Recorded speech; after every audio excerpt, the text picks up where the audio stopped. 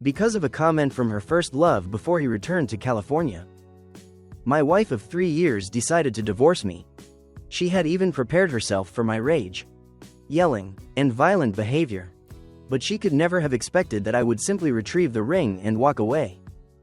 Later, at a party, the wealthy young men suddenly brought up my ex-wife, Hopper, saying she was one of the few truly devoted people in the mainstream legal world.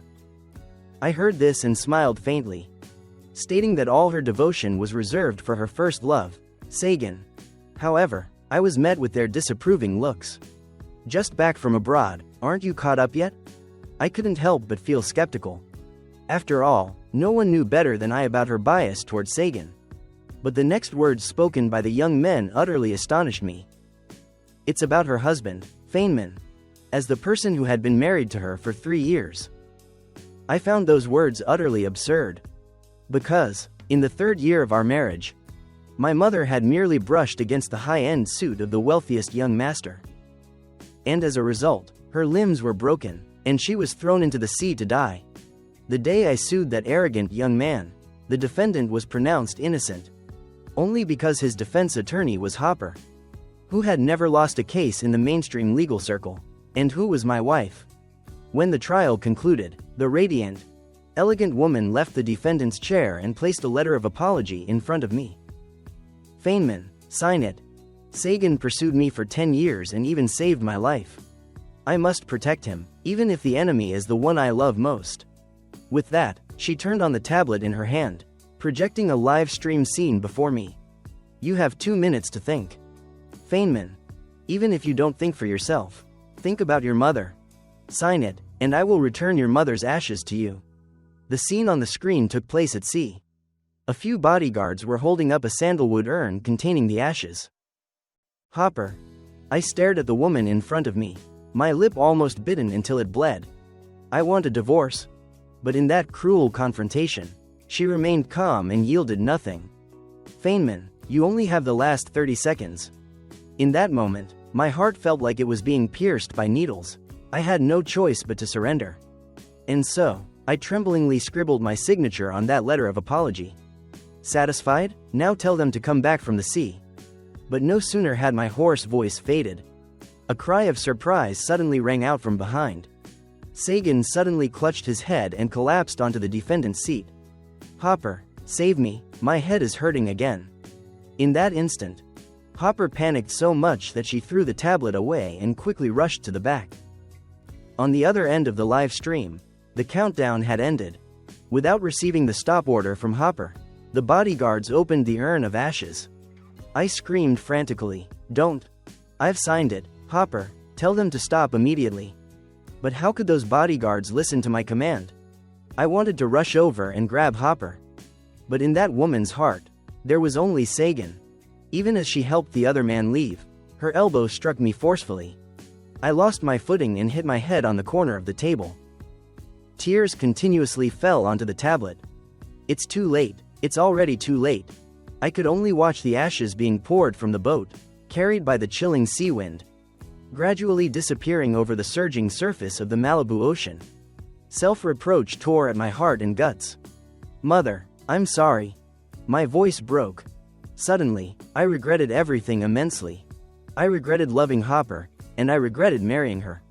The endless regret was like a bell ringing in my head in a dream. My vision suddenly blurred. When I woke up, I was in the hospital. The young paralegal stood by the bed, looking helpless. Mr. Feynman, this case has been classified. You should try to let go. Health is the most important thing. I snapped back to consciousness amidst the sharp pain in my heart. Disregarding the IV in my arm, and sat bolt upright. I quickly rummaged through my backpack. Please, help me see if this agreement is effective. My voice trembling, I handed him the document I had found. The other person quickly gave an affirmative answer. Mr. Feynman, your wife has signed this divorce agreement. You just need to sign and submit it. And you can obtain the divorce certificate after 1 month. This morning, I had knelt before Hopper with this document. Perhaps because she was in too much of a rush to go out. Or maybe she didn't believe I would divorce her. She thought the agreement was fake. She didn't bother to look and signed it directly. but she would never guess that what I said was the truth. I didn't want to wait another second. I pulled out the IV needle and hurried to the civil affairs office to submit the documents. After completing the procedures, I finally made a trip to the seaside. Under the cold drizzle, I knelt down straight. Mother, from now on I will go to a place with a sea and stay by your side forever. I don't know how long I knelt, but I made a phone call. Hello, I want to book a simulated death rescue service. 1 month from now, the method of death will be murder. I will arrange the location of death. As for you, just prepare a new identity for me. Rescue me, and take me abroad. I didn't just want a divorce. 1 month later, I also wanted to personally seek justice for myself, leaving Hopper with an unforgettable surprise for the rest of her life. When I finished all of this and returned to the villa, it was already dark. The living room lights were on. Hopper was holding a bowl of chicken soup, spoon-feeding Sagan. Hopper, post that letter of apology online, he said, pulling the woman's hand. Mr. Feynman keeps slandering me. Being condemned by the online community will teach him a lesson. You must not interfere. Hopper struggled a little, but eventually agreed. Okay, he made a mistake, and he should be punished. I walked into the living room without any expression. In the following days, Hopper stayed by Sagan's side. I also learned through his daily social media posts that they had gone to Hawaii to watch the sunset. In the photo were white walls in Maui. Sagan's hand was firmly held by the woman's slender hand. In the 10th year of loving you, my wish has been fulfilled. I stared at that photo. The place felt empty, as if a wind blew through it.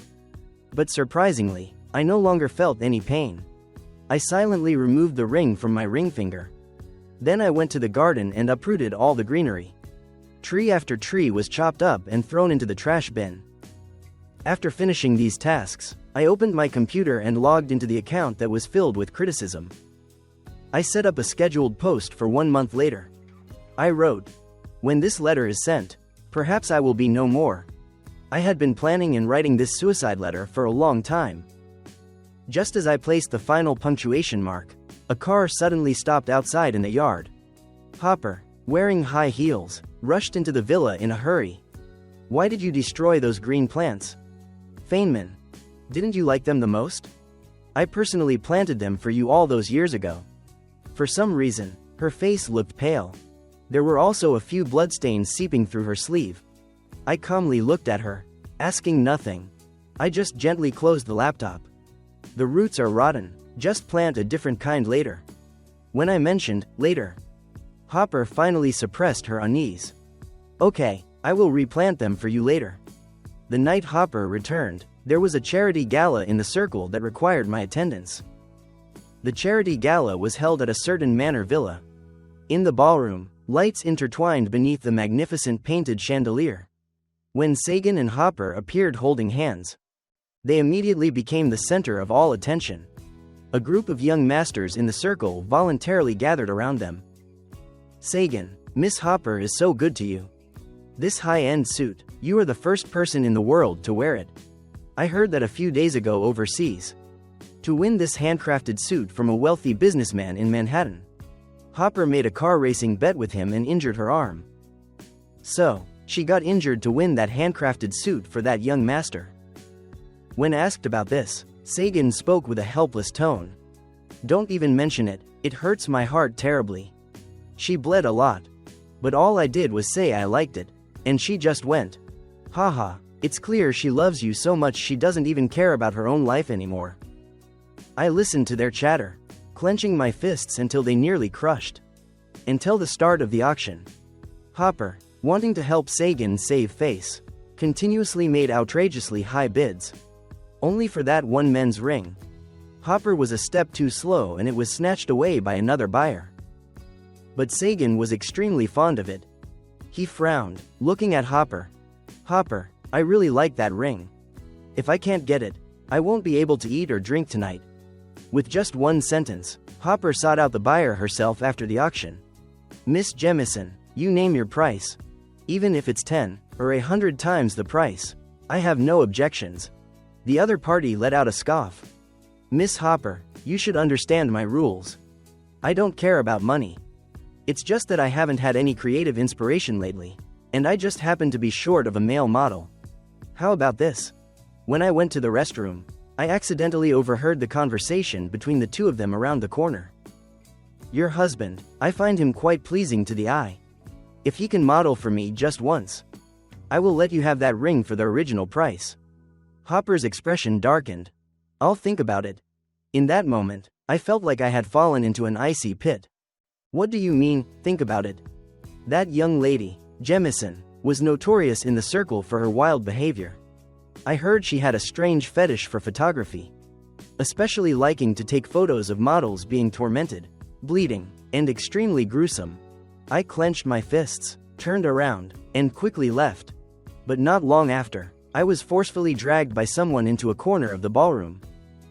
Hopper handed me a glass of homemade fruit wine, her expression attempting to win favor. You see, Sagan's condition has been much better lately. Just a little more recovery, and he can move out. It's just that he liked that ring today. But the buyer said, as long as you agree to model for her photos just once, the ring will be transferred. What do you think? I pushed her away. No way, Hopper, what do you take me for? A bitter feeling surged within me. I tried to suppress the rising emotions. In a burst of emotion, I drank the glass of fruit wine in my hand. But as soon as I stepped out of the ballroom, my head suddenly became fuzzy. My entire body fell backward uncontrollably. There was something wrong with that wine glass.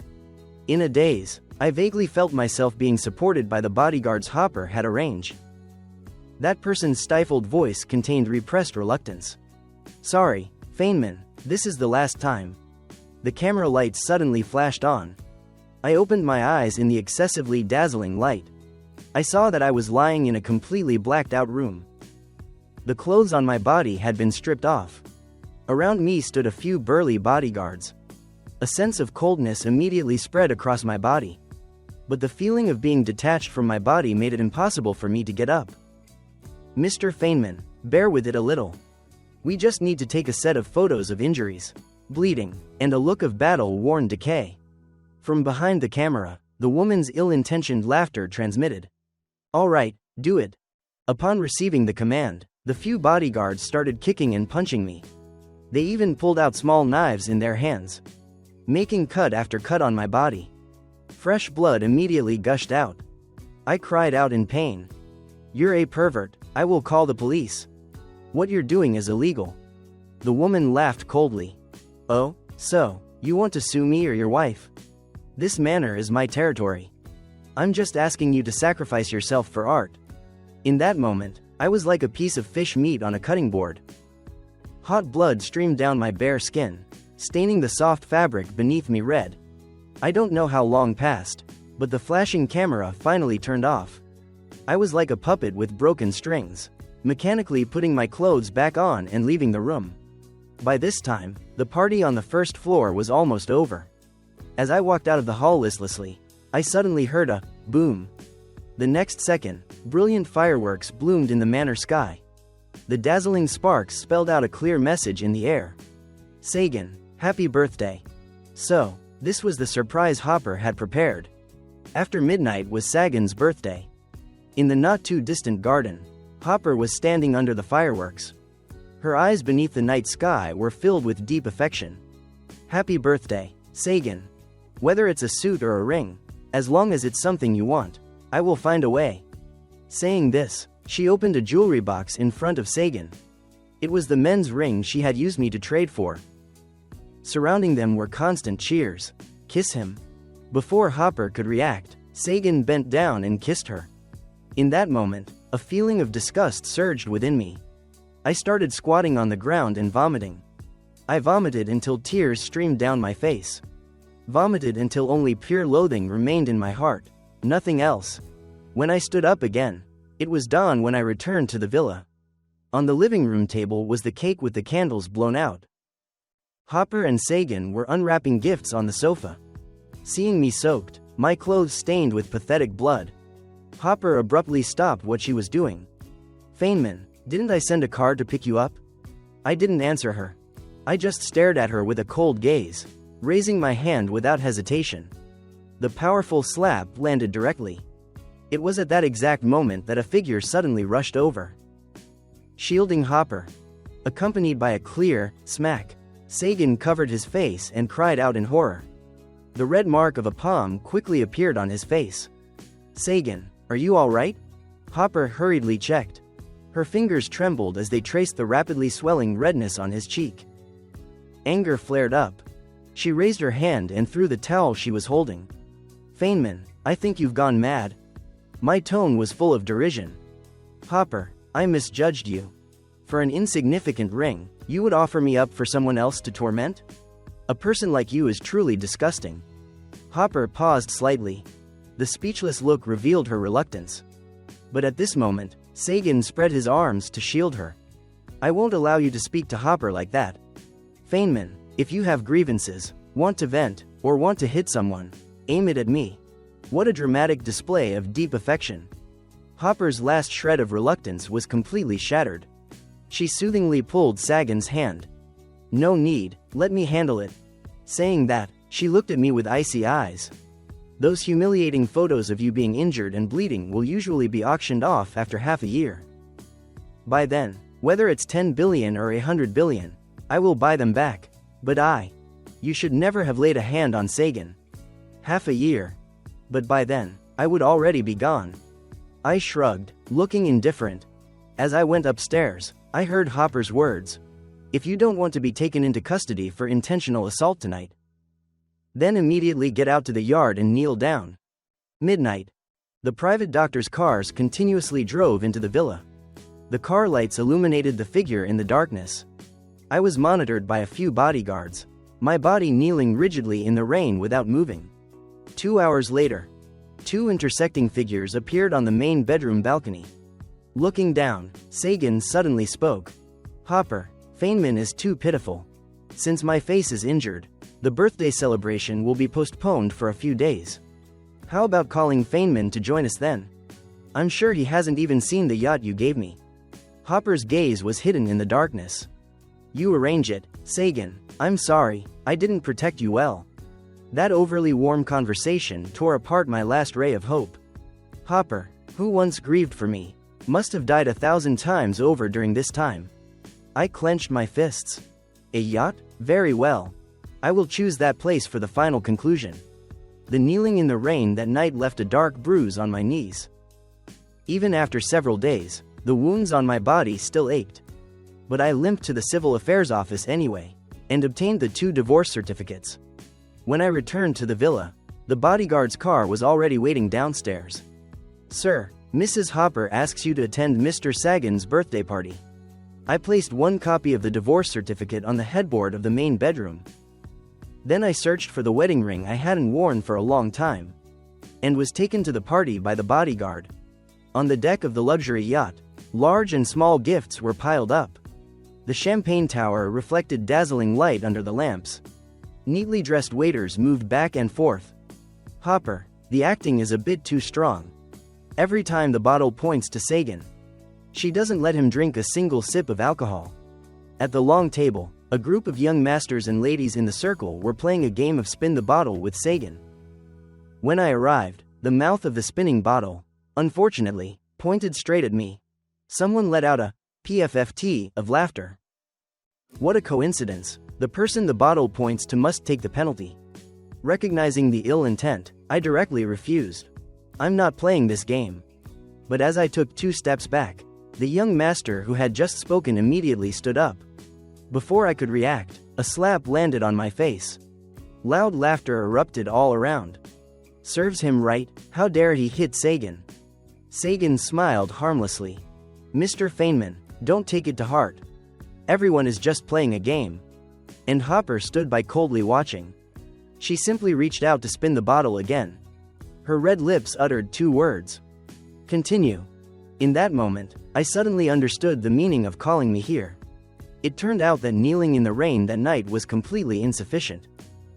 I had slapped Sagan once, and Hopper wanted him to return it double in front of everyone. And so, the spinning bottle took turns pointing at me. A total of 10 times. When the last slap landed clearly, the bodyguard loosened their restraint on me. I felt only a ringing in my ears. I slowly raised my hand to touch my swollen face. Sagan suddenly spoke. "Hopper, you promised me, didn't you? You're going to bake me a birthday cake yourself tonight." Hopper gave a light laugh, directly stood up, and walked towards the kitchen. Before leaving, she stared at me. But ultimately, she didn't say a single word. And with her departure, Sagan no longer had the gentle demeanor from earlier. "How is it, Feynman? Does it feel good to be beaten?" But I completely ignored his provocation. I just curled my lip into an indifferent smile, stood up, and walked away. I knew the young master, who was reveling in this victory, would surely follow. As expected, when I stepped onto the top deck of the yacht, the sound of leather shoes simultaneously echoed behind me. I stopped in front of the railing and suddenly spoke. "Sagan, do you think you've truly won? Don't you know? Hopper said that as soon as your body recovers, she will repay all her debts of gratitude to you, and then kick you out of my house." "Shut up." How could Sagan endure such provocation? "You're just a despicable orderly. How are you worthy of being my opponent?" He took step after step toward me. I suddenly turned around and grabbed the collar of his high-end suit. That night, was my mother like this too? "She just accidentally touched your handcrafted suit, and you." The rest of my words were choked by my sobs. But it was precisely my pain that completely aroused Sagan's malice. "That's right, you're right. She accidentally touched my clothes, and she refused to kneel down and apologize. Thinking she was your mother, I had to teach her a lesson. You wouldn't believe how miserable the sight was when her 2 arms were broken. But her mouth was covered so she couldn't scream. Right on this very deck beneath your feet, all her blood flowed into the sea. Oh, and one more thing. I was originally planning to break her right leg too. But she, at that moment, in a struggle to survive, flailed and fell into the sea herself, and ended up dying completely." His arrogant words made my eyes flash with hatred. You murderer."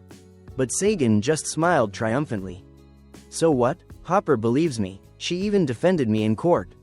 The grip on his collar tightened relentlessly. "But don't forget, I am still her husband. Hopper cannot divorce. As long as I exist for one day, I will forever be her husband." I intentionally provoked him with every sentence, deliberately igniting Sagan's anger. In that moment, he recklessly strangled my neck. The pressure on my throat gradually tightened. My face turned crimson. My words were choked off. "Let go, are you trying to kill me? I'm telling you, as long as I don't die, you can forget about." It was precisely at that moment that I was violently shoved against the railing by Sagan with a thud.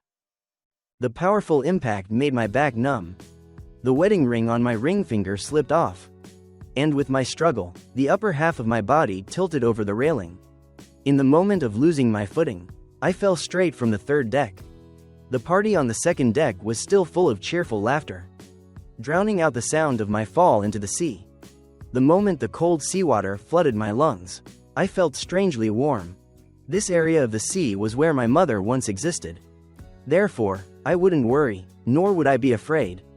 The moment I slowly closed my eyes, the 2nd button of the black vest flashed a red light. That spot contained a hidden camera. The truth submerged in the seawater would eventually be exposed under the sunlight.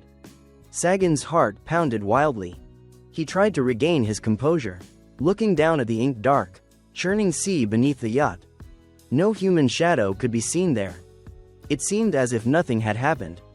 After a long while, he slowly turned around. "Feynman, farewell, this is what you deserve." Under the cover of night, his sneering face exuded an indifferent cruelty. On the 2nd deck railing, Hopper was carrying a 6-inch birthday cake. Seeing Sagan return, she lit the candles on the cake.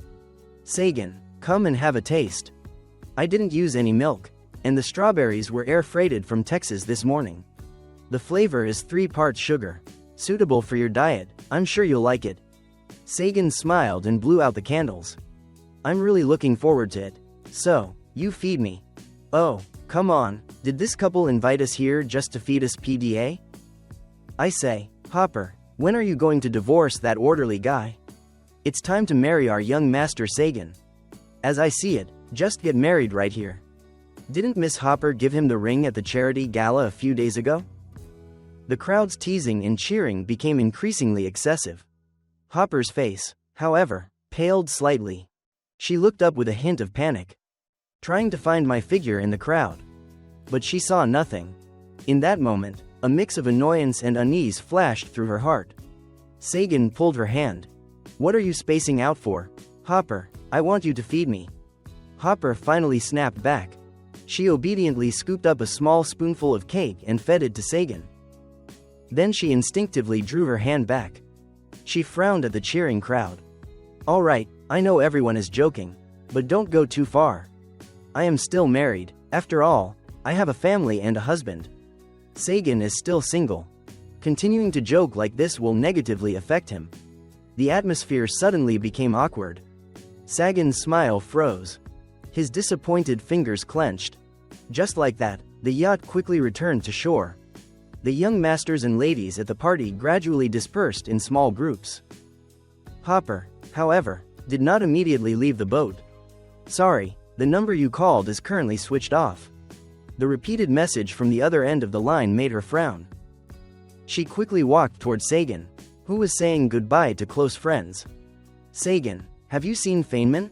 I haven't seen him since I finished the cake. But the yacht hasn't fully docked yet. I'm afraid he..." Before she could finish, she was cut off by Sagan's forced nonchalance. "Mr. Feynman." His expression suddenly turned aggrieved. Earlier on the yacht, because he was penalized in the game by everyone, he held a grudge. He dragged me aside. See, he vented his anger and even tore my collar. I struggled to get away. After that, he left on his own. The yacht has an inflatable speedboat. I heard someone used it tonight. He probably went ahead by himself. Hopper looked at the faint red mark on his collar, and the anxiety in her eyes completely disappeared. Her voice was full of annoyance. "He's still like that. Even after being taught a lesson, he still wants to bully you. If he wants to turn off his phone and sulk, just let him be." Sagan took the opportunity to pull Hopper's hand. "Come on, don't be mad anymore. Come out and have a drink with me." That night, the two left the seaside and went to a bar. Hopper was internally annoyed. She drank several low-concentration cocktails one after another, and her body unusually began to feel hot. Her head was also dizzy and uncomfortable. Sagan reached out to support her. "Hopper, you're drunk. I'll take you up to the hotel upstairs to rest." She leaned most of her body against Sagan. But as the hotel room door was opened, a gentle, cool sensation brushed across her neck. Her body trembled, and she looked at Sagan's wandering hand. She saw him bending down. His exhaled breath carried a ticklish sensation. His voice was full of seduction. "Hopper, I want you to be my birthday present." Hopper felt hot all over. She instinctively held the person in her arms tighter. The next morning, a cool sensation spread from her chest, followed by a gentle kiss. Hopper was not fully awake. She instinctively held the person in her arms tightly. She grasped the other person's fingers, her voice low and filled with doting affection. "Feynman, stop messing around." But as soon as she finished speaking, her body suddenly stiffened. "This hand isn't right. I used to do a lot of manual labor. I had endured a lot of hardship since childhood. There was always a thin layer of calluses on my hands." Even though she later showed me boundless care, even finding someone to develop specialized hand cream, that layer of calluses remained like the mark of time, impossible to erase. She used to gently rub my fingers during every intimate night, full of distress. But at this moment, the skin she held in her hand was excessively soft. A boom went off in her head. Countless scenes suddenly rushed back. Hopper shot up from the bed. She saw that the scene in the room was a bit chaotic. Men's and women's clothes were strewn on the floor. On the large, suggestive bed, Sagan was naked, smiling at her. "Hopper, you're awake." In that moment, Hopper's face turned completely white. She abruptly pulled the blanket up to cover herself. "What happened to us?" Sagan laughed. "What do you mean, what happened? Isn't it because of you? You ran into the room, pushed me against the door. You were desperately eager, and even kissed me first." He spoke in a tone of mild reproach, but his words were filled with the joy of having fulfilled his wish. Hopper realized something, and angrily closed her eyes. You drugged me last night. She was clearly asking a question, but she already had the answer in her heart. Last night, Sagan had put something extra in her cocktail. That's why she... Actually, this wasn't the first time Sagan had done this. He had pursued her for 10 years. In high school, he wrote her his first love letter.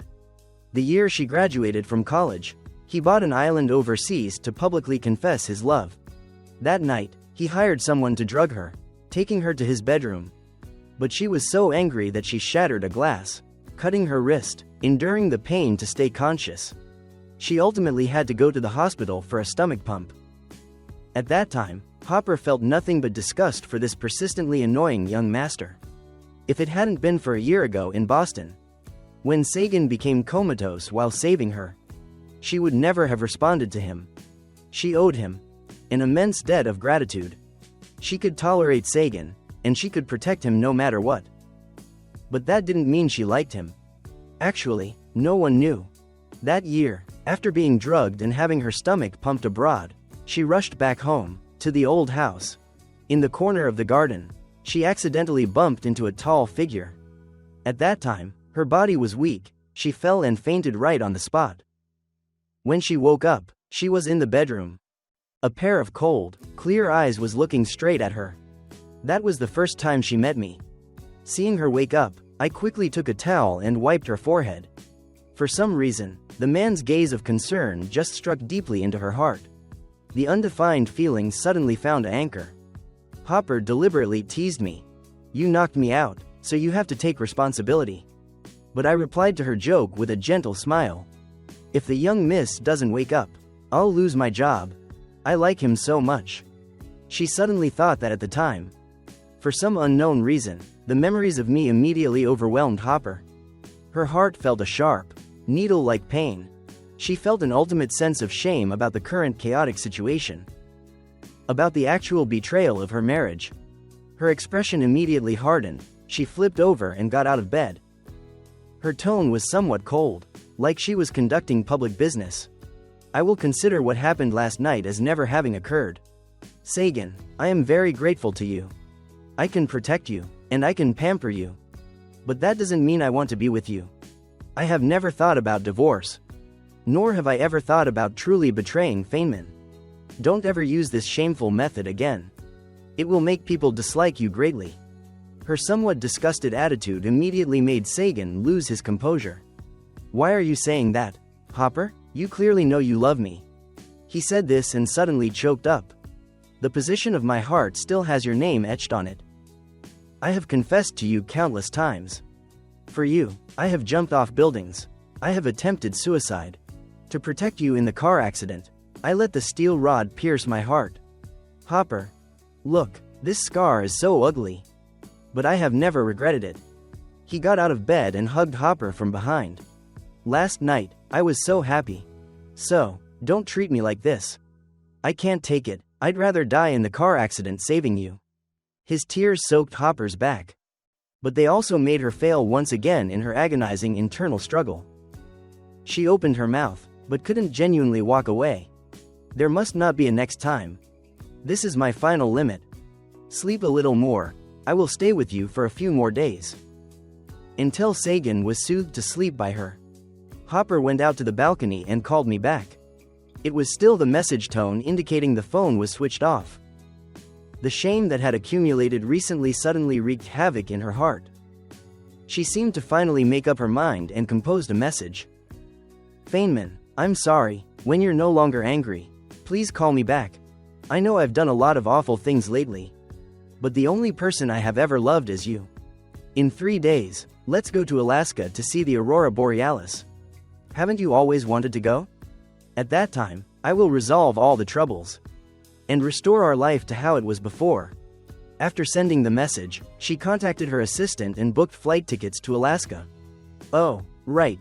In a few days, there will be an auction at San Francisco Harbor. You must bring back that famous landscape painting for me, no matter the cost. She gave careful instructions to her assistant. Feynman loves landscape paintings the most. No matter what, she would use the time ahead to properly compensate me. But over the next 3 days, I still didn't return a single call. The unease in Hopper's heart gradually grew. She was distracted while staying with Sagan for the final 3 days. She played games with him, reserved an entire golf course for him, and took a set of photos. Until 3 days later, the two finished dinner at Seattle's Skyview restaurant. Hopper suddenly took out a health examination report. Sagan, 3 days ago, I asked a doctor to evaluate your health condition. Your examination results are back. Currently, your health condition is very good, and you have fully recovered. She carefully chose her words. I have a marriage, and I have my own love and family. I cannot keep being with you like this forever. In the future, you will definitely meet someone who truly loves you. Her words sounded subtle, but the meaning was straightforward enough. Sagan was completely stunned. But before he could take any further action, Hopper hastily stood up, quickly leaving the restaurant. On the road, the car sped like it was flying. The passenger seat held the gift box containing the scroll painting, along with 2 flight tickets to Alaska. Hopper's mood was a little nervous. Currently, she had ended the entanglement with Sagan. She imagined how she would apologize to me later. Even if I asked her to kneel, she would do it. Very quickly, the car drove into the villa. She held the gift and quickly got out of the car. The lights on the first floor of the villa were on, but my figure was nowhere to be seen. Only 2 housekeepers were tidying up the kitchen. She abruptly asked, "Where is the master?" Before waiting for an answer, she quickly walked up the stairs. Therefore, she completely missed the housekeeper's reply. The master went out that day and hasn't returned since. The second floor of the villa had no lights on. Hopper first went to the living room, but didn't see the figure she was hoping for. Then she quickly headed towards the master bedroom. Feynman, along with the sudden opening of the bedroom door. The master bedroom remained exactly as it was a few days before she left. The air was filled with an overly sweet scent. It was Sagan's favorite essential oil scent. Now, it had completely overwhelmed the light fragrance that I liked the most. She was stunned for a moment. With a click, she turned on the light. As she prepared to turn around and look elsewhere, her gaze swept across the headboard, and she was caught by a patch of red color. In that instant, her heart felt a little choked. She ran over. The gift box in her hand fell straight to the ground. It was a divorce certificate. Mine and her divorce certificate. Time passed second by second. Hopper almost crumpled the divorce certificate in her hand. It was at this moment that her assistant's phone call came through. "Miss Hopper, it has been checked. The divorce certificate you provided is genuine." Hopper's voice trembled with disbelief. "That's impossible. Doesn't divorce require my signature? The signature on the divorce agreement is forged. It has absolutely no legal effect. I fundamentally did not." She spoke and suddenly stopped. An image suddenly flashed in her mind. It was the morning the trial opened. I knelt before her countless times. "Hopper, if you stubbornly walk out of this door today and defend Sagan, then sign this agreement, we are getting a divorce." But at that time, she was rushing out and didn't have time to think carefully. After all, in the half year since the incident occurred, I had mentioned the word divorce more than once. She didn't pay attention, nor did she look at the agreement. She just hastily signed her name and threw it right in my face. "Is that enough? Feynman, don't push me." Hopper painfully closed her eyes. A sharp pang of pain went through her head. So, what Feynman said about the divorce was true. And now, after leaving the divorce certificate for her, I had completely vanished. This realization choked Hopper's heart. She endured the suffocating pain, giving orders to her assistant over the phone. "Go and check for me now. All possible means of transportation. Any traces Feynman left under his real name. When did he leave? Where did he go? I want to know everything." That night, Hopper stayed awake all night. Her previously well-cared-for face looked utterly haggard. Until early morning, the sound of the villa door closing came from downstairs. She suddenly jumped up and rushed down the stairs. "Feynman, is that you?" But the voice that answered her was Sagan's.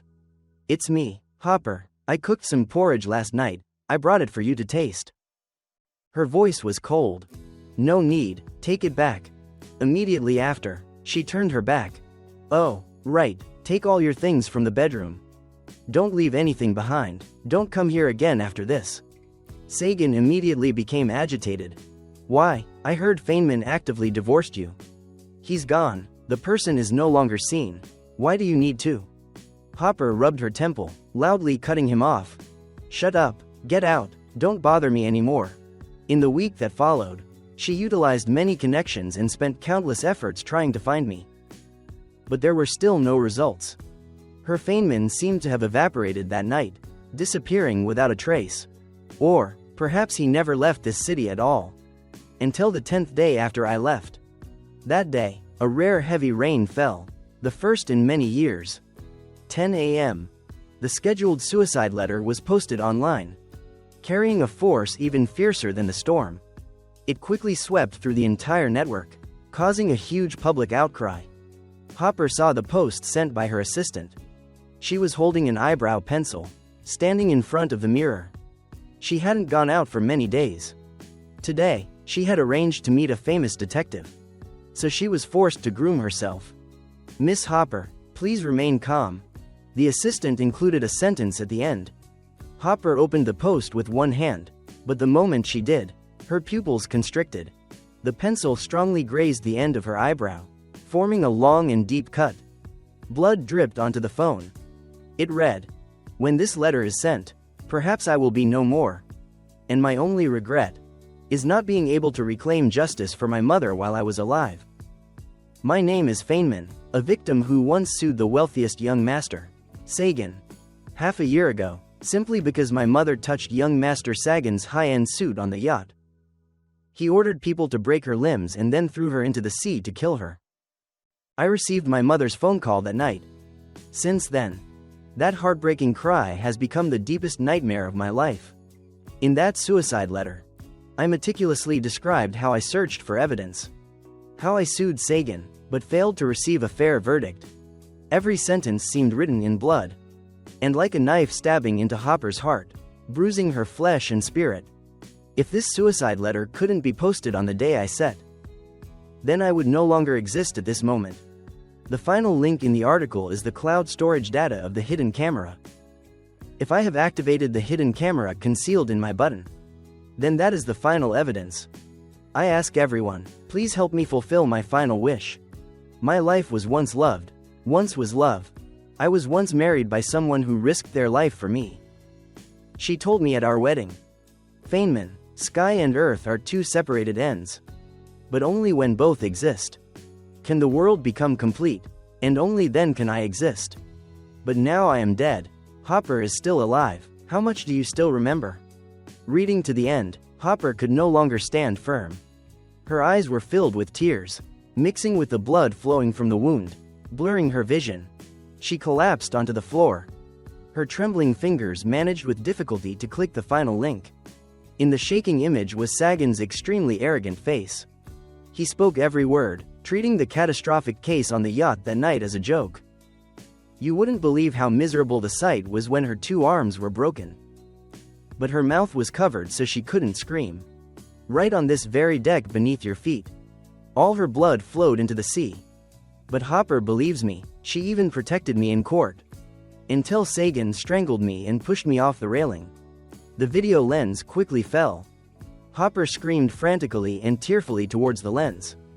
Don't, Feynman, don't. But the video on the phone continued to play. Only a splash sound could be heard. The seawater swallowed everything. The scene turned completely black. Hopper completely collapsed in that moment. She curled up on the floor, feeling her body temperature rapidly drop. It was a sensation that came from overwhelming shock. Why is this happening? Why did she personally push her husband into the abyss? Has her Feynman truly died? When Hopper thought of this sentence, she seemed to finally grasp a glimmer of hope. Yes, there's still a chance. Her Feynman definitely isn't dead. And all the answers lie with Sagan. Hopper abruptly scrambled up from the floor, staggering and rushing down the stairs, screaming, "Get the car, go to the hospital immediately." Clearly, the housekeepers had also seen the post rapidly spreading online. A few people had red eyes. "Madam, the rain outside is too heavy. But Hopper ignored them, rushing out of the villa. The rain poured down. Raindrops battered the car body, and also battered Hopper's strained nerves. Sagan was currently at the hospital. Yesterday, he had caused a disturbance, threatening to cut his wrist and commit suicide. The hospital had called Hopper, saying that if she didn't come, they wouldn't treat him. Hopper knew his nature, and didn't want to care after the shock of the divorce. At this moment, she drove frantically through the heavy rain, until the car finally stopped at the hospital. When she ran to that luxury patient room, she was soaking wet.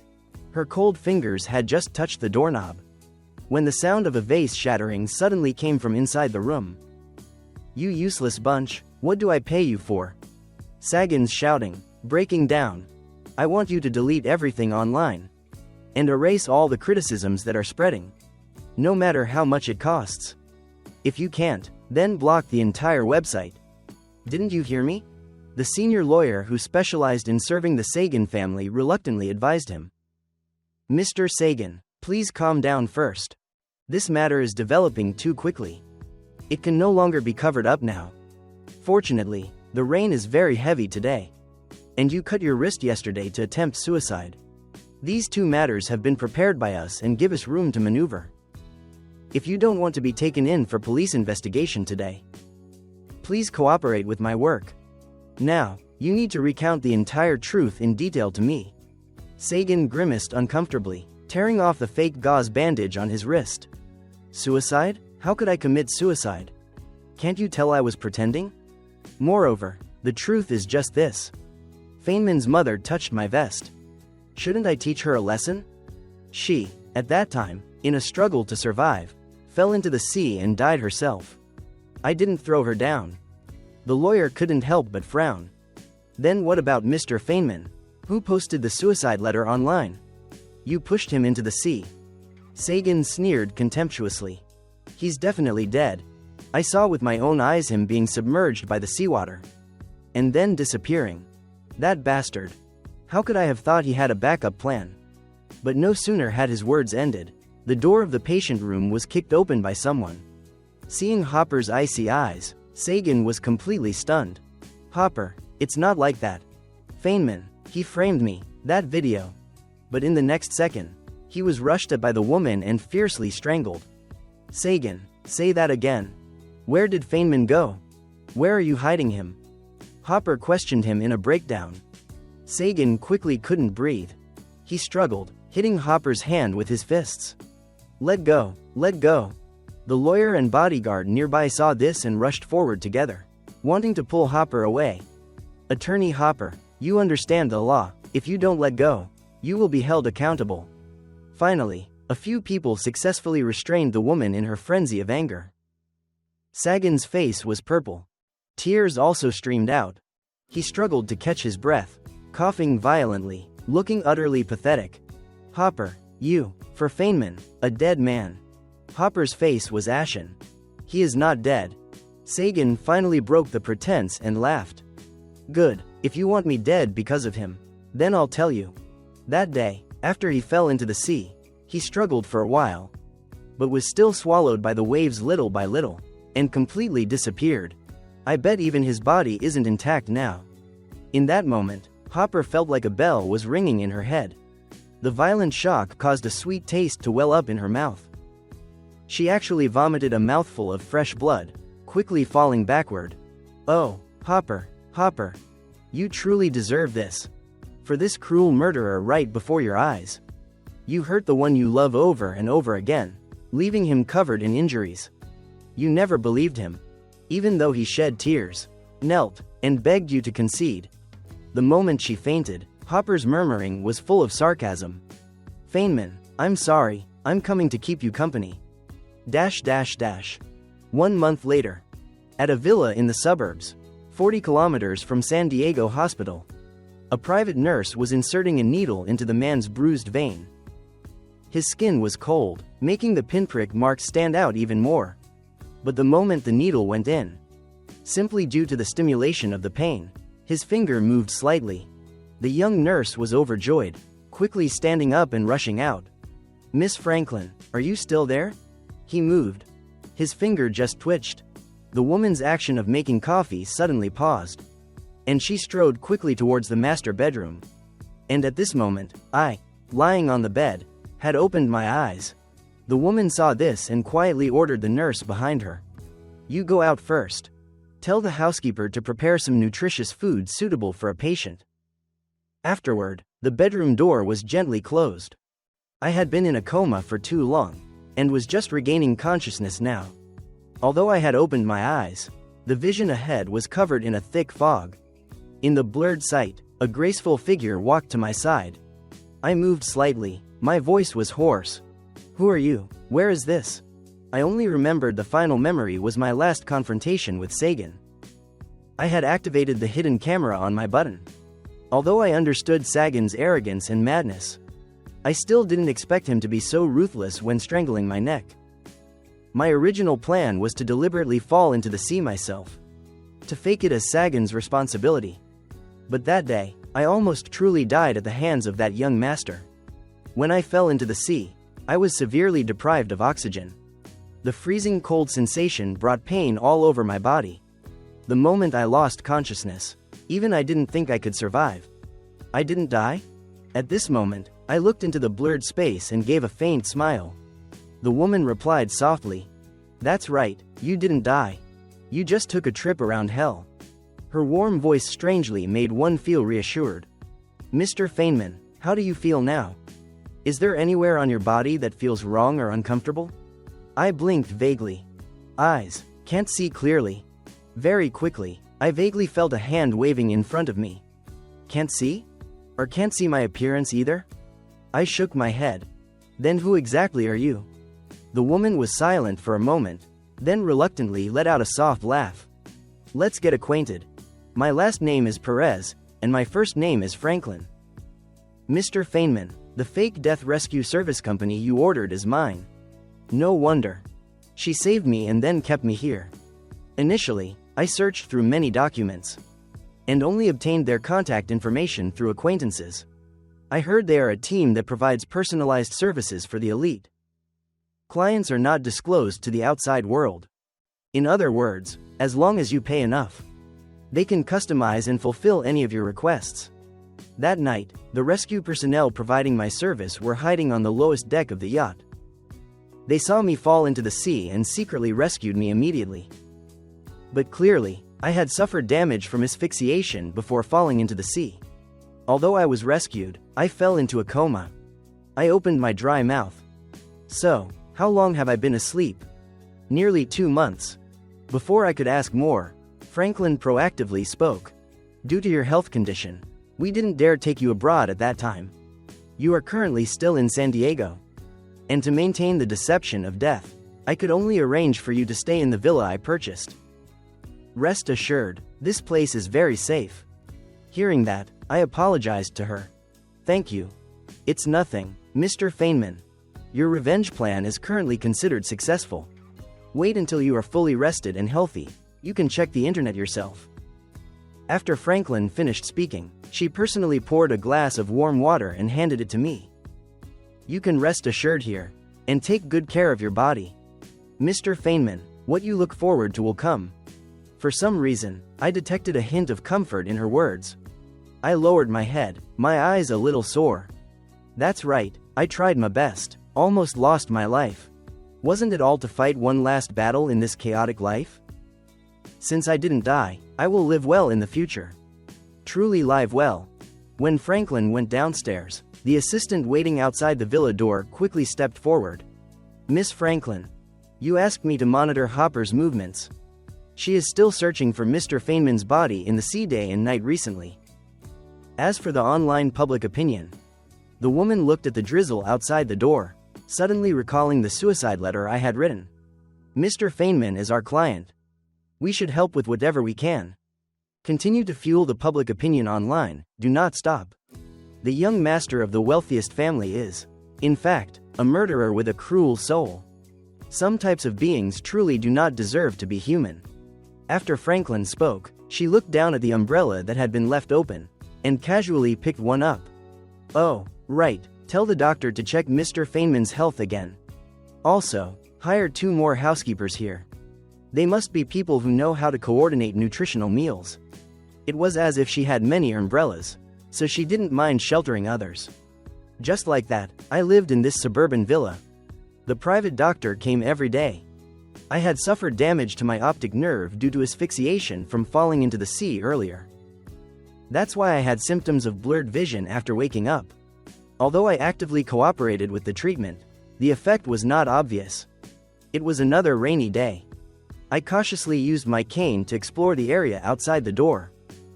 The next second, my foot accidentally stepped onto a patch of green moss.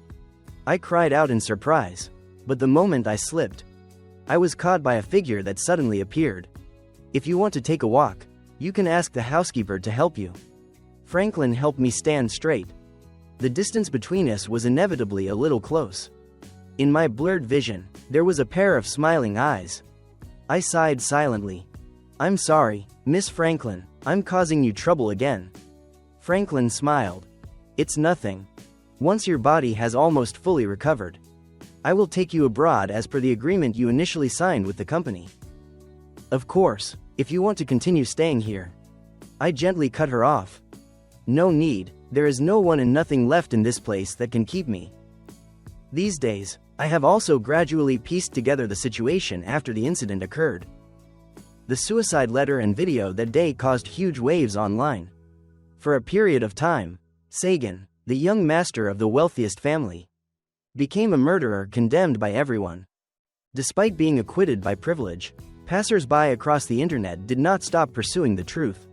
A murderer like Sagan doesn't deserve to live. I say, he should be made to suffer his whole life. Too despicable. Before, he even dared to release the apology letter that Feynman was forced to sign. His murderous look clearly marks him as a sociopathic killer. Go die, go to hell. Amidst the widespread curses, even the stock of the Sagan family's corporation was affected by this serious incident, continuously falling to a low point. Finally, several people successfully subdued the woman unleashing her furious rage. Sagan's face was purple. Tears were also streaming out. He struggled to gasp for air, coughing violently, looking utterly miserable. "Hopper, you, for Feynman, a dead man." Hopper's face was like ash. "He is not dead." Sagan finally broke his cover and laughed. "Good, if you want me dead because of him, then I'll tell you." That day, after he fell into the sea, he struggled for a moment, but was still swallowed by the waves little by little, and completely disappeared. I bet not even his remains are intact now. In that moment, Hopper felt a bell ringing inside her head. The violent shock caused a sweet taste to well up in her mouth. She actually vomited a mouthful of fresh blood, quickly falling backward. "Oh, Hopper, Hopper. You truly deserve this. For this cruel murderer right before your eyes. You hurt the one you love over and over, leaving him full of injuries. You never believed him, even though he shed tears, knelt, and begged you to compromise." The moment she fainted, Hopper's muttering was full of self-mockery. "Feynman, I'm sorry, I'm coming to keep you company." 1 month later. At a villa in the suburbs, 40 kilometers from San Diego Hospital, a private nurse was inserting a needle into the man's bruised vein. His skin was cold, making the pinprick mark stand out even more.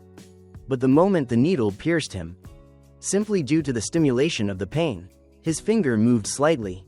The young nurse was overjoyed, quickly standing up and rushing out. "Miss Franklin, are you still there?" He moved. His finger just twitched. The woman's action of making coffee suddenly paused, and she strode quickly towards the master bedroom. And at this moment, I, lying on the bed, had opened my eyes. The woman saw this and quietly ordered the nurse behind her. "You go out first. Tell the housekeeper to prepare some nutritious food suitable for a patient." Afterward, the bedroom door was gently closed. I had been in a coma for too long, and was just regaining consciousness now. Although I had opened my eyes, the vision ahead was covered in a thick fog. In the blurred sight, a graceful figure walked to my side. I moved slightly, my voice was hoarse. "Who are you? Where is this?" I only remembered the final memory was my last confrontation with Sagan. I had activated the hidden camera on my button. Although I understood Sagan's arrogance and madness, I still didn't expect him to be so ruthless when strangling my neck. My original plan was to deliberately fall into the sea myself, to fake it as Sagan's responsibility. But that day, I almost truly died at the hands of that young master. When I fell into the sea, I was severely deprived of oxygen. The freezing cold sensation brought pain all over my body. The moment I lost consciousness, even I didn't think I could survive. I didn't die?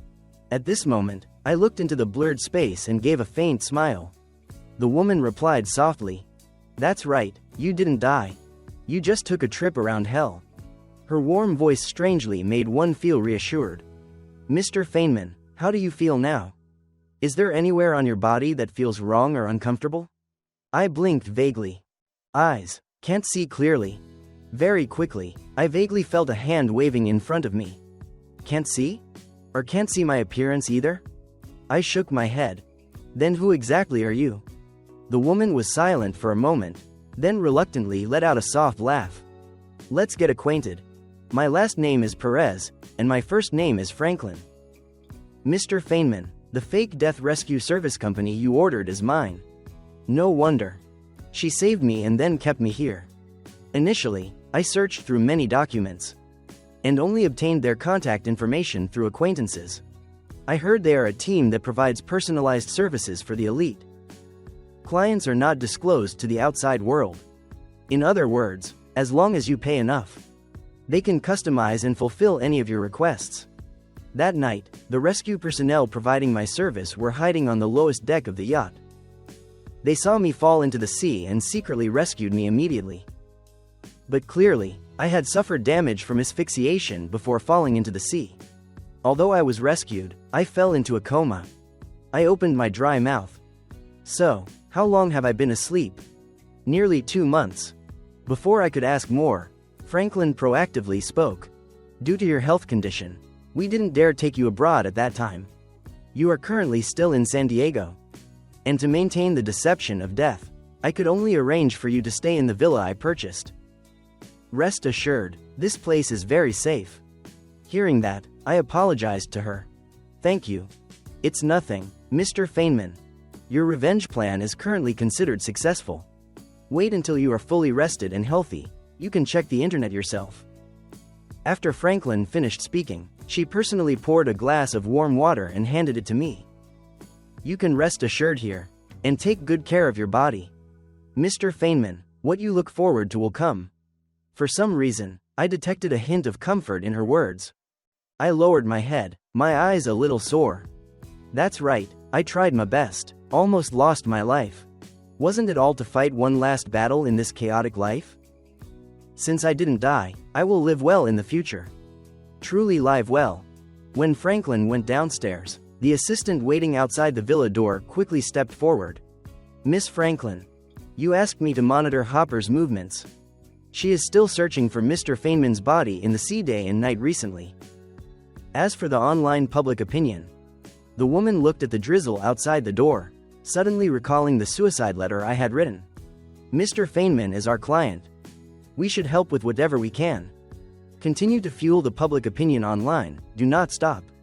The young master of the wealthiest family is, in fact, a murderer with a cruel soul. Some types of beings truly do not deserve to be human.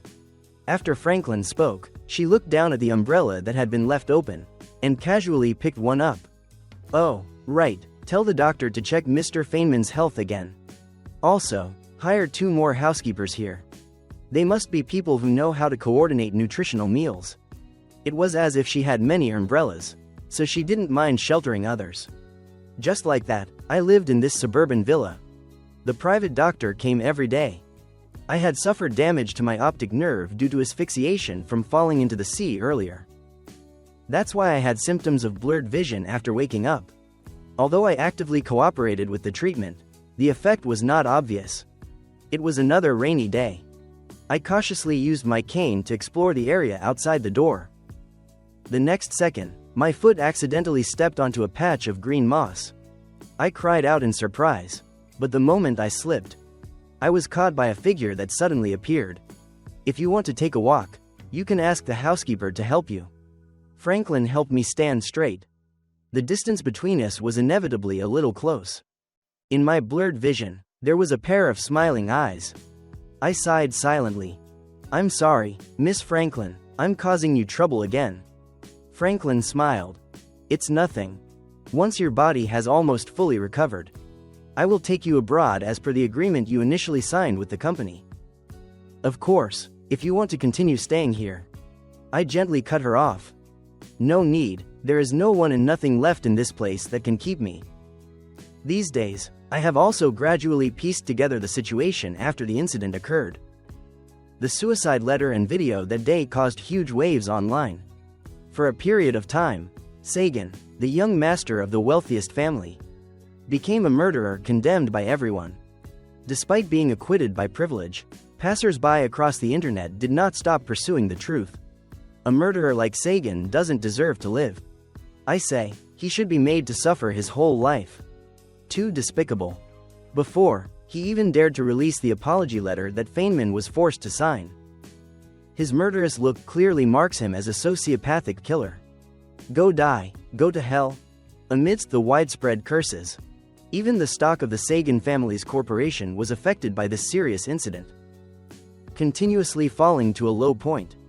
And according to rumors, on the very day the video was exposed, Sagan was taken away by the police for investigation. However, there were also some comments using mental illness to plead for Sagan. In reality, behind what everyone didn't know, Sagan was currently being held at San Diego Metropolitan Hospital 3. Because this incident was too serious, and to this day, the body of the victim, Feynman, still hadn't been found. A month ago, Sagan's lawyer had fabricated the suicidal wrist cut, along with an appraisal confirming he was in the throes of a malignant psychiatric episode, to lessen his guilt. Thus, Sagan, following protocol, began to be detained day and night in the hospital. Hopper, after collapsing at the hospital that day, was bedridden for 3 days before waking up. And the moment she woke up, she learned this news from her assistant. Since they hid Sagan in the hospital to help him avoid punishment, she might as well hoist him by his own petard. She used her connections to get Sagan out of there, secretly transferring him to this psychiatric hospital, which was far from the city and had the worst environment. "Miss Hopper, Mr. Sagan will have to take a double dose of medication today. The treatment method is electroshock therapy." A doctor reported the day's treatment protocol to her. And through the glass pane, the nurse was placing a handful of white pills in front of Sagan. His eyes instantly contracted. His gaze, full of hatred, stared at the woman outside the window. "Hopper, do you really want me dead?" he screamed frantically, knocking the white pills onto the floor. He had endured enough. He clearly wasn't sick, yet he had to take these psychiatric medications every day. The strong side effects tormented his body daily. In less than a week, his hair had already started falling out in large clumps. Since childhood, this young master had been coddled in everyone's palms. How could he withstand this torment? Sagan's psychological defense almost collapsed. "I won't eat, no electroshock. Get out, all of you, get out." He suddenly rushed off the hospital bed. But at that very moment, the door of the patient room was pushed open from the outside. Hopper, wearing a "Holy Mother" expression, kicked hard with her high heel into Sagan's groin. Sagan screamed in pain, clutching his leg. The "Holy Mother" smile on Hopper's face vanished, replaced by a chilling and unprecedented ruthlessness. "Sagan." Her voice was low and hoarse, like the sound of stones grinding together. "Say that again. Where is Feynman? Where are you hiding him?" She questioned him, but her eyes fell upon the gauze bandage on his wrist that he had ripped off. Hatred surged in Hopper's eyes. She bent down, picked up a white pill from the floor, clenching it in her hand. "You faked suicide to lessen your guilt? You faked a mental breakdown to escape punishment?" She walked toward him step by step, her high heel stepping on the shattered vase pieces. "I'm telling you, Sagan, no matter where you hide, no matter how many lies you invent, I will not let you be." Sagan saw that gaze and felt a chill run down his spine. He was used to a lovesick Hopper, a woman who always indulged and protected him. He had never seen her this terrifying. Hopper, listen to me. Feynman framed me. He committed suicide. He jumped into the sea himself. Sagan backed away in panic. Jumped himself? Hopper gave a cold laugh. The video recorded everything. You strangled him. You pushed him down. You even said, Hopper believes me. Tears welled up from the corner of her eyes, but her face remained rigid. Do you know that those very words of yours killed him one more time? And killed my marriage too. She raised her hand, and the pill in her grasp dug deep into the soft, tender skin on Sagan's arm. Ah! He screamed again. Take it, she commanded, her voice devoid of emotion. Or do you want me to use an electric shock gun on your head?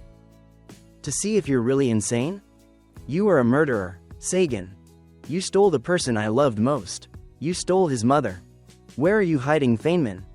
She repeated, her eyes staring at Sagan, her patience completely exhausted. Sagan, terrified to the point of turning pale, finally completely collapsed. He's dead. I saw him being swallowed by the seawater. There's no way he could survive. He wept as he spoke, his face pitiable like a child's. Hopper, believe me, Feynman is dead. Don't treat me like this because of a dead man. You shut up. Hopper yelled, stepping forward and slapping Sagan hard across the face. If Feynman is dead, then from now on, you will live the way Feynman's mother once lived. She turned to the lawyer and the doctor, her voice filled with unshakable authority. Listen here, Sagan is not just mentally ill. He also suffers from severe, persecutory delusion. He will have to take 3 times the dose of medication. Additionally, increase the electroshock therapy. Ensure that he can no longer distinguish between hallucination and reality. And one more thing, she added, her voice quieter, but every word was a dagger. Find someone who looks like Feynman, and make him see that person every day. He will have to endure the torment of the dead man returning for revenge. You stole his life. I will steal your sanity. Having said this, she turned her back and walked out of the patient room. The sound of her high heels echoed down the cold corridor. Without hesitation, without regret, she was no longer the Hopper of the past. She had died along with her marriage and love. Now, she was merely a machine of vengeance. Sagan screamed in the patient room, but the sound was completely isolated by the thick door. A week later, Hopper went to the seaside, looking out at the cold water where I had vanished. She closed her eyes and whispered, Feynman, I will do one last right thing. I will find you, wherever you are. She opened her eyes, her face completely calm. She immediately established a search and rescue fund in my name, using all her assets and connections to search for me. He is alive. She told everyone, with unwavering conviction. Feynman, he is alive. I will find him. I stayed in that suburban villa. And with Franklin's dedicated care, I gradually recovered. Indeed, the private doctor came every day. And I strictly followed all treatment protocols.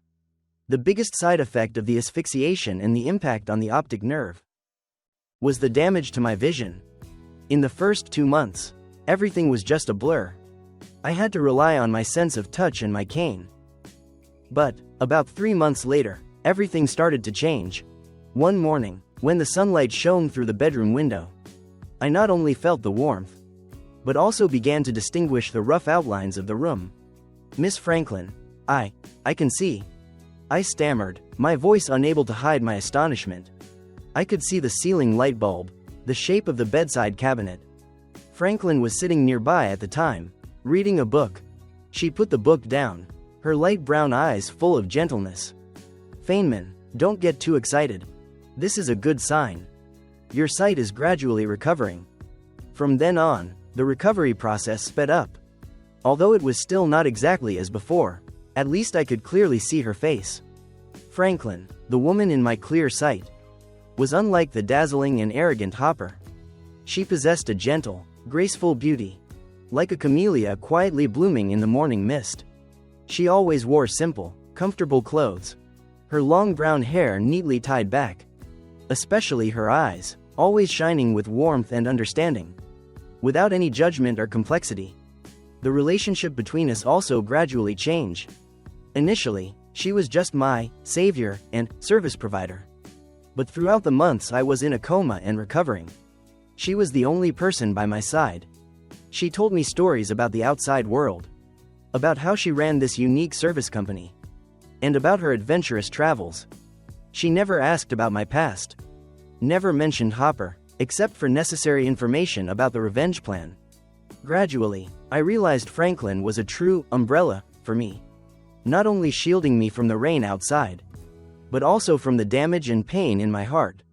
One evening, when I could walk in the garden without a cane, I saw her sitting on the swing under the eaves, gazing at the moon. Franklin. I called her name, not using the formal address for the first time. Do you know why I chose Alaska? She turned back, the gentle moonlight illuminating her face. Is it the aurora borealis? I once heard you tell a certain woman that you wanted to go see the aurora with her. I gave a bitter laugh. That's right, but that was a lie. I never told Hopper that. That was something my mother once wished for. I told her about my mother, about her simple aspirations. I told her about how Hopper had destroyed everything. Franklin listened silently. When I finished speaking, she stood up and walked toward me. She didn't comfort me, didn't offer advice. She just gently took my hand. Feynman, she said softly, the purpose of revenge is not to continue living in hatred. You have completed the final step. Now is the time for you to save yourself. The warmth from her hand spread, piercing through my calloused skin, reaching my heart. I clearly saw her eyes in the night. They were the eyes I wanted to see most in this life. Sincerity and absolutely no betrayal. I understood that Hopper was a fierce tropical storm, but Franklin was a cool, fresh stream, quietly flowing over my wounds. Franklin, I repeated her name, bowing my head slightly. Would you like to go see the aurora borealis with me? Not in Alaska, but somewhere else. A place to start a new life. Without Feynman or the Feynman of the past. I pleaded for her to come with me. Not as a client and a service provider, but as a man seeking happiness. She smiled, a brilliant smile like a shooting star streaking across the night sky. This is the last mission of our company. Escorting the client to a new life. I accept. Just then, I received a call. It was Franklin's assistant. Feynman, Hopper is nearby. She has been searching for you for months, and somehow, she has tracked down a clue about our company. My heart slightly tightened. I looked out the window, it was drizzling. What is she doing? I asked, my voice chillingly calm. She is kneeling outside the villa gate, in the rain. She said if she doesn't get to see you, she won't get up. Franklin walked into the room, 2 plane tickets in her hand. She looked at me, her eyes asking no questions. Just waiting for my decision. I have to go see her. I said. This is the final chapter of the past.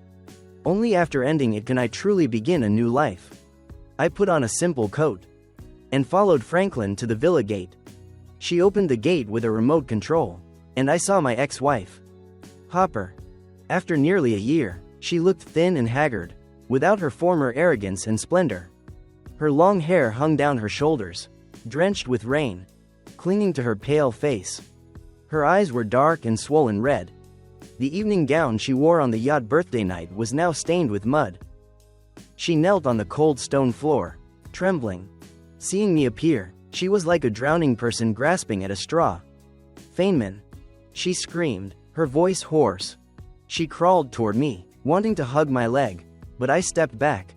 Franklin stood beside me, arms crossed, her expression indifferent. Hopper saw Franklin, a spark of frantic jealousy flashed in her eyes. But she immediately extinguished it, focusing only on me. Feynman, you're alive. Thank God, you're alive. Hopper sobbed, her tears mixing with the rain. I know I was wrong. I know I made a mistake. You were the one who saved me that year. I shouldn't have believed Sagan. I shouldn't have pushed you to your death. I looked at her, my gaze as tranquil as a frozen lake. I no longer felt hatred, only emptiness and exhaustion. Hopper, I spoke. Deep and cold, without any tremor of emotion. You don't need to apologize to me. The person you should apologize to is my mother. I stepped closer to her, bending down slightly, looking directly into the eyes that once captivated me. You said you loved me? You said you wanted to compensate me? How did you compensate me? You used your status as a lawyer to defend the person who killed my mother. You used my love to exchange for a ring for your first love. You used my existence to exchange for his recovery. I gently pulled the wedding ring off her hand. The ring that had fallen to the floor on the night of the argument. It was cold and lifeless. You said you loved me, but you forgot. Love is not possession. It is not standing by while the person you love is harmed. And then offering a cheap apology. Love, Hopper, is unconditional trust. It is standing by my side, even when the whole world is against me. But you chose Sagan, you chose power and blindness. Hopper's tears poured out like a stream. I have avenged you. Sagan is living a life worse than death in the psychiatric hospital. I have used money and connections to torment him. I have brought you justice. I let out a laugh, a deeply cynical one. Revenge? You think that is revenge for me? You are only soothing your own conscience. You are trying to compensate the dead, Feynman, so you can continue living. Justice? Justice is when you kneel before my mother, before the law, not when you hide him in a hospital so he can live a lingering life. I clenched the ring in my hand. Hopper, you are a lawyer, but you have forgotten the most basic human morality. You sold your conscience, you betrayed love, you trampled on the blood of an innocent person. You taught me an expensive lesson. Never trust the empty words of someone who only loves themselves. I turned my back and walked towards Franklin. The Feynman of the past is dead, Hopper. He died on the night he fell into the sea. Died in the courtroom where you defended a murderer. As for me, I am a new man. Living for myself and for what is truly worthy. I took Franklin's hand, her hand was warm and steady. You should live in regret and torment. Live to see the murderer you sheltered pay the price. And to see me find happiness. I walked into the villa and closed the gate. In the final moment, I heard Hopper's heartbreaking wail. Her voice calling my name in despair. But I did not turn back. The past was closed. I looked at Franklin, she smiled, a smile that dispelled all darkness. Let's go, Feynman, she said. The aurora borealis is waiting for us.